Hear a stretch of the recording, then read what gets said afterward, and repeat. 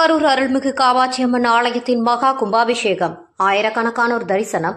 வரலாற்று சிறப்புமிக்க திருவாரூரில் தியாகராஜ சுவாமி ஆலயத்தில் மேற்கு திசையில் உள்ள மிக பழமையான காமாட்சி அம்மன் ஆலயத்தின் மகா கும்பாபிஷேக விழா கடந்த செவ்வாய்க்கிழமை யாகசாலை பூஜைகளுடன் துவங்கி நடைபெற்று வந்தது. இன்று காலை 4ஆம் கால யாக பூஜை, மகா பூர்ணஹதி, தீபார்த்தனைகள் நடைபெற்றன.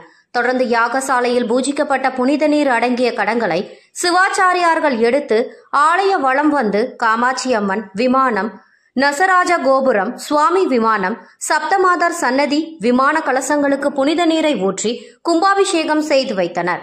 இதில் ஏராளமானோர் கலந்து கொண்டு கும்பாபிஷேகத்தை கண்டு களித்து காமாட்சி அம்மனை வழிபட்டனர்.